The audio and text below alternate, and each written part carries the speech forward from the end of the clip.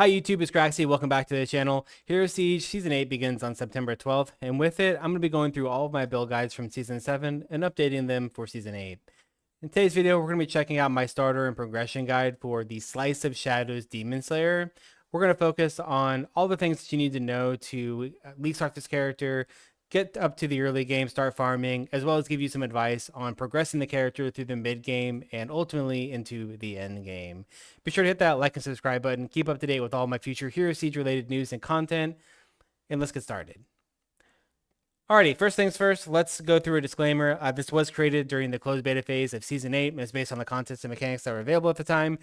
Item spawners were not available in Season 8, so we really just had to base this off of previous data as well as we theory crafted using the endgame journal. If you're not familiar with Slice of Shadows, here's what it looks like. It is a melee skill that's ranged, right? It shoots out these shadows in front of you in an arc, dealing damage. Pretty straightforward. There is a little bit of a change to the Scorching Shadow. This is something that we have a possibility of using coming in Season 8. We'll talk about that here in a second. But ultimately, that is the main skill that we're going to be using to play, right? So what's changed for Demon Slayer going into Season 8? Well, first things first, the enhanced damage on weapons is much better now, right? So while you're leveling through the game, you're going to find rare and higher weapons are going to have way more attack damage and way better enhanced damage rolls to be able to make them usable. You're not going to be relying on Malice and Skysong anymore, basically, to level. Slice of Shadows did get a small nerf to the Stacking Shadow passive. That is this one right here, right? So we got a 1% damage per point nerf. This does end up being about a 30% damage nerf overall. Slice of Shadows, the Frostbitten Mist also got a nerf from 20% to 12%. So that's this node here. This is currently Season 7, and Season 8 it is 12%. So you're going to get 8% less increased damage to frozen targets, which we do have the ability to add freezes to stuff within the sub skill tree. So this does hit a little bit. Demon Form's attack damage got nerfed from 8% to 24% plus 6 per point, right? As well as the cooldown was buffed from 70 seconds to 40 seconds, almost half of the time. That's crazy. All right, so you're going to be able to keep Demon Form up way more often. I'm needing way less cooldown in order to reduce that even more. Demon's Presence, they added a ranged weapon requirement. I'm not really sure why. You can still put on a melee weapon. You can weapon swap to a ranged weapon on your back bar and then flip back and you still have the buff. So it just seems stupid in my opinion. Either way, that's that. Demon's Presence also got its cooldown reduced from 70 seconds to 60 seconds. And Demon's Presence had its buff, its attack damage buffed from 2% to 17% plus 3% per point. Bullet Hell, we do talk about that a little bit. I do like to level up Bullet Hell right at the start for a little bit. This did get its maximum points increased from 5 to 8, but overall, it did receive a projectile nerf, so it's one less projectile by the end of it. And while you're leveling up, you'll get a little bit less projectiles, so just a heads up. But the Sword Handler passive, which is this one right here, did receive a buff. You get a bit more attack damage. Is it 1%? Yeah, you get 1% attack damage bonus per point. So at the end of the day, Demon Slayer didn't really get much of a nerf. It slightly got nerfed, but you're not really going to feel it much. Especially with all the new items and the reworked items and how crazy you can get items with star leveling, it's going to be better in the late game. The potential for it is much, much greater than Season 7. Let's check out some pros and cons. Right, so you do have a melee skill with a decent amount of ranged AoE, and ranged damage is safe damage, right? There are several built-in passives for this character. You have crit damage, resistance, life leech, attack rating, extra damage to monsters below 30% health. Yeah, you get tons of passives on Demon Slayer.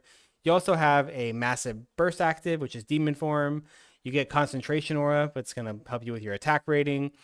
And then you also have a strength stacking damage conversion. So on top of all of this, you're going to be putting all your points into strength anyway to get attack damage. And that is going to convert to even more damage. However, the clear on Demon Slayer, it's okay. It's not like OP. It's not bad. If you're in big, wide open areas, it's not the best. If you're in like these narrow halls, like 3-3, it feels really good. Highly recommend leveling as ranged until you get Shredder Trap, right? And then you'll run that until level 100 before you swap into Slice of Shadows. My preferred way to go. You can decide to go a different way if you'd like to.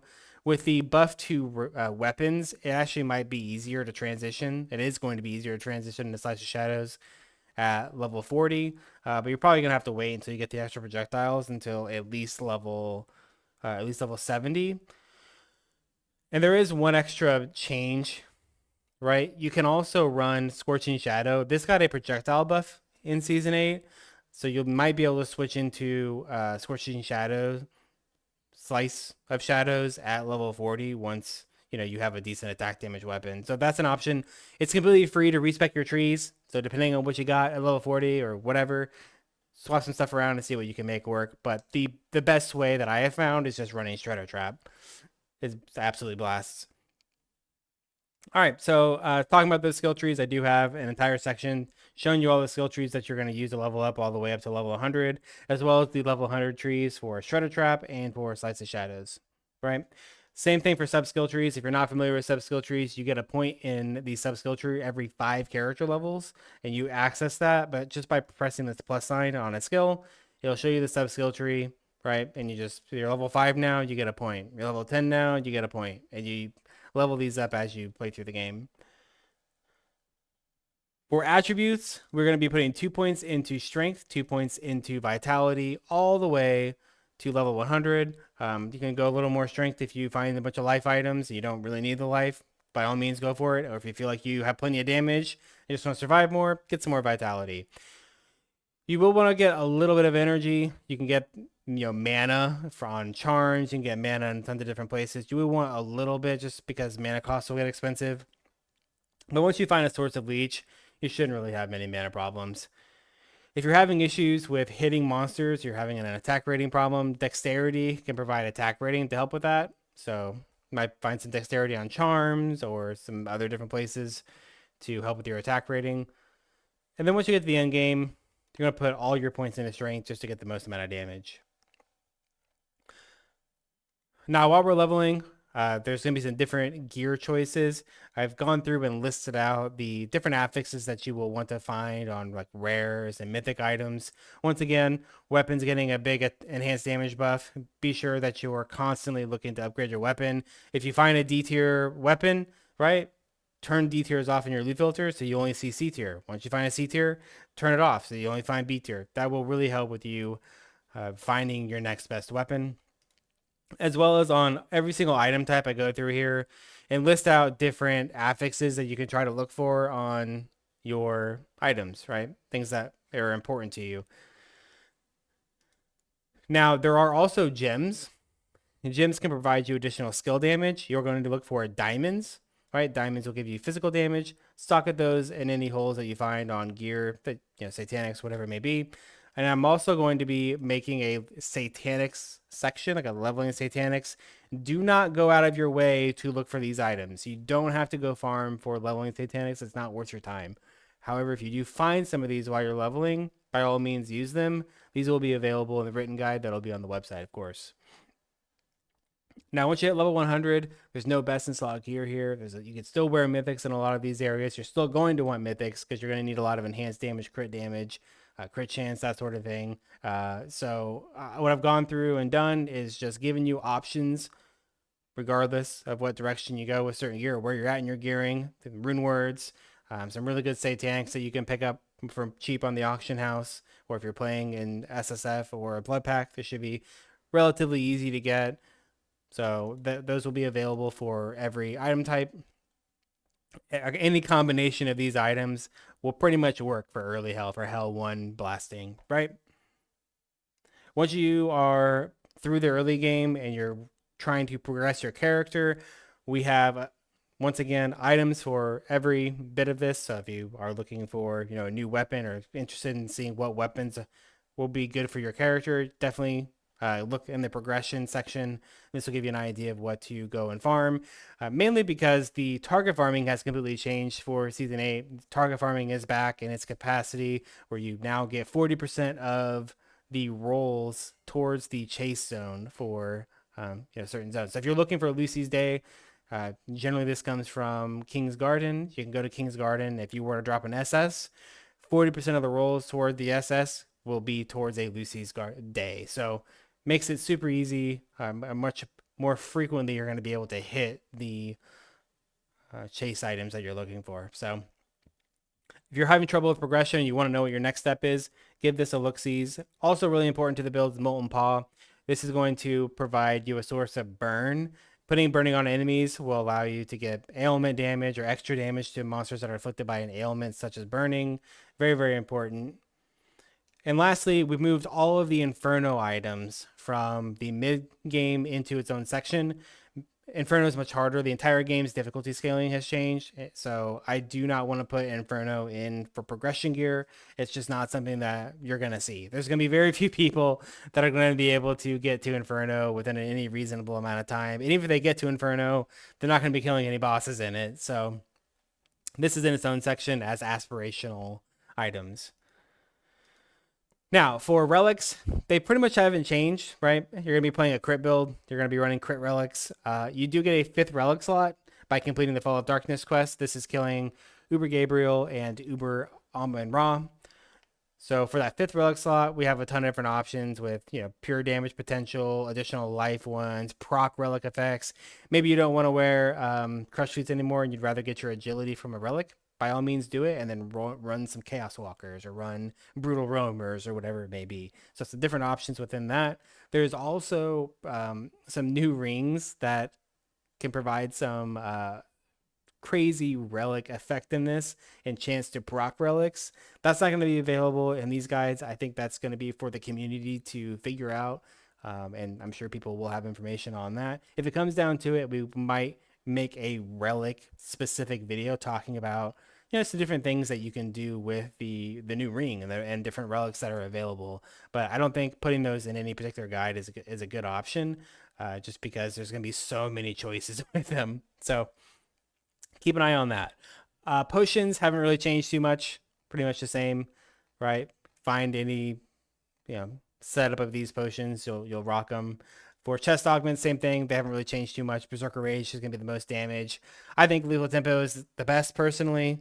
I love getting that upfront attack damage. I love the crit damage for crit builds. So that's what I'm going to be running. For Mercenaries, Mercenaries have been reworked for Season 8. There's a lot going on for Mercenaries. Definitely give this a read-through so you kind of know what's going on with them. I provided a skill tree for the Knight Merc, the Archer Merc, and the Mage Merc so that you can, decide which one you would like to use for your character. Most likely for this character, you're going to be running either the Knight Merc or the Archer Merc. As well as we've gone through and added items for every single one of these mercenaries, and it's coded based on, K would be the Knight Merc, A would be the Archer Merc, M would be the Magic Merc. So you can kind of get an idea of what items you would want to put on your mercenary. Now, mercenaries also get access to boots, belts, and gloves, and we're still going to be running Magic Find on the Merc. I think most people are going to try and stack as much Magic Find on their Mercs as they can, especially in the early game, because it's going to be much harder to get to Hell 5 and get that huge Magic Find buff. So you really want to stack as much Magic Find early on as you can, and doing that on the mercenary is really the easiest way.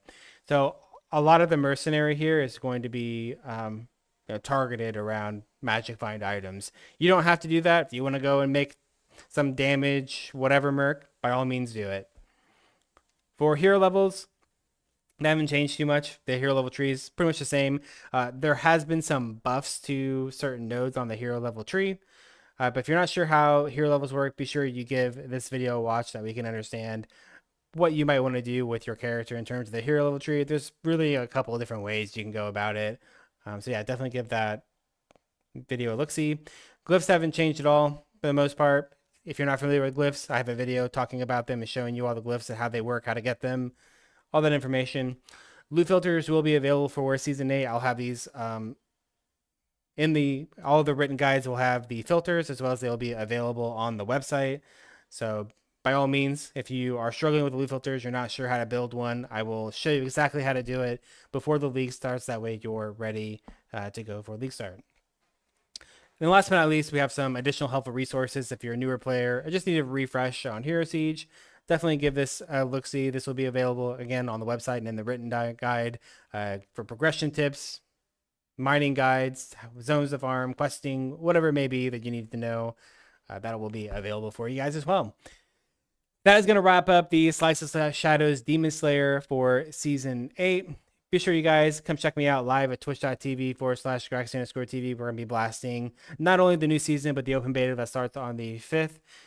So we'd love to see you all there. Thank you for watching. We'll see you in the next video.